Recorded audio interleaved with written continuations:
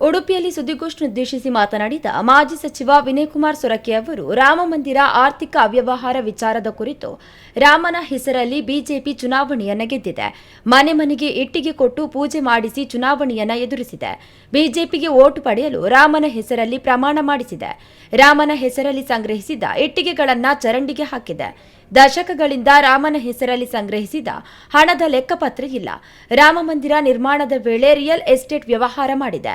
ಎಲ್ಲದಕ್ಕೂ ಟ್ರಸ್ಟ್ನ ಸದಸ್ಯರು ಜವಾಬ್ದಾರರು. ಮಂದಿರ ನಿರ್ಮಾಣದಲ್ಲಿ ಕರ್ನಾಟಕದ ಟ್ರಸ್ಟಿಯ ಅಳಿಯನಿಗೆ ಅವಕಾಶವನ್ನ ನೀಡಲಾಗಿತ್ತು. ರಾಮಮಂದಿರಕ್ಕೆ ದೇಣಿಗೆ ಕೊಟ್ಟ ಬಂಗಾರ ಕರ್ನಾಟಕದಲ್ಲಿ ಕರಗಿಸಲಾಗಿದೆ ಎಂಬ ಆರೋಪವೂ ಇದೆ.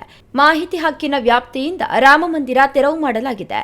ಸಿಸಿ ಕ್ಯಾಮೆರಾವನ್ನ ತೆಗೆದು ಹಾಕಿದ್ದಾರೆ ಎಂದು ಹೇಳಿದರು. ರಾಮಮಂದಿರದ ಕಟ್ಟಡ ಕೆಲವೆಡೆ ಬೀಳುವ ಪರಿಸ್ಥಿತಿ ಇದೆ ಎಂದು ಮಾಧ್ಯಮಗಳಲ್ಲಿ ನೋಡಿದ್ದೇವೆ. ಎಲ್ಲಾ ಹಗರಣಗಳ ಸತ್ಯಾಂಶ ಹೊರಗೆ ಬರಬೇಕು. ಸುಪ್ರೀಂ ಕೋರ್ಟ್ ನ್ಯಾಯಾಧೀಶರ ಮೂಲಕವೇ ತನಿಖೆಯನ್ನ ಮಾಡಬೇಕು. ಆರೋಪಿಗಳಿಗೆ ಕಠಿಣ ಶಿಕ್ಷೆ ಆಗಬೇಕು ಎಂದು ಆಕ್ರೋಶವನ್ನ ವ್ಯಕ್ತಪಡಿಸಿದ್ರು. ರಾಜೀನಾಮೆ ಕೊಟ್ಟವರಿಗೆ ಪ್ರಧಾನಮಂತ್ರಿಯ ನಿಕಟ ಸಂಬಂಧವಿದೆ. ಎಸ್ಐಟಿ ಮಾಡಿಕೊಂಡು ತನಿಖೆಯ ದಿಕ್ಕು ತಪ್ಪಿಸುವುದು ಬೇಡ. ಜನಸಾಮಾನ್ಯರ ಭಾವನೆಗೆ ಭಕ್ತಿಗೆ ಧಕ್ಕೆಯನ್ನ ಉಂಟು ಮಾಡಬೇಡಿ. ನ್ಯಾಯಾಧೀಶರ ಮುಖಾಂತರವೇ ತನಿಖೆಯಾಗಿ ಸತ್ಯಾಂಶ ಹೊರಬರಬೇಕು.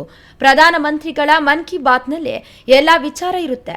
ಸಣ್ಣ ಪುಟ್ಟ ವಿಚಾರಗಳ ಬಗ್ಗೆ ಮಾತನಾಡುವವರು ರಾಮಮಂದಿರ ಹಗರಣದ ಬಗ್ಗೆ ಮಾತನಾಡಿಲ್ಲ. ರಾಮದೇವರಿಗೆ ಅವಮಾನವಾಗಿದೆ ಎಂದು ಆರೋಪಿಸಿದರು. ಅಂದು ರಾಮ ಮಂದಿರದ ಹೆಸರಲ್ಲಿ ಕಲೆಕ್ಟ್ ಆದಂಥ ಹಣ ಅದರ ಲೆಕ್ಕಪತ್ರ ಕಾಣಲಿಲ್ಲ.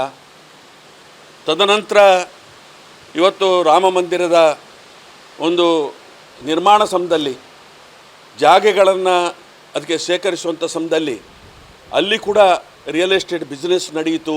ಅದಕ್ಕೆ ಕೂಡ ಇವತ್ತು ಸಂಬಂಧಪಟ್ಟಂಥ ಟ್ರಸ್ಟ್ನವರು ಜವಾಬ್ದಾರರು ಅನ್ನುವಂಥ ರೀತಿಯಲ್ಲಿ ಕಟ್ಟಡ ಅಲ್ಲಿಯ ಮಂದಿರ ನಿರ್ಮಾಣಕ್ಕೂ ಕೂಡ ಇವತ್ತು ಕರ್ನಾಟಕದ ಒಬ್ಬ ಟ್ರಸ್ಟಿಯ ಇವತ್ತು ಅಳಿಯನಿಗೆ ಅದನ್ನು ವಹಿಸಿಕೊಡುವಂಥ ಕೆಲಸ ಕಾರ್ಯ ಆಗಿತ್ತು ಅನ್ನೋದರ ಬಗ್ಗೆ ಇವತ್ತು ಅಲ್ಲಿ ಪ್ರಚಾರ ಯಾವ ರೀತಿ ಇದೆ ಅಂತ ಹೇಳಿದರೆ ಅಲ್ಲಿರುವಂಥ ಬಂಗಾರ ಇವೆಲ್ಲವೂ ಕೂಡ ಕರಗಿಸಲಿಕ್ಕೆ ಅದು ಕರ್ನಾಟಕ ರಾಜ್ಯಕ್ಕೆ ಬಂದಿದೆ ಅನ್ನೋದು ಕೂಡ ಒಂದು ಪ್ರಚಾರ ಇದೆ.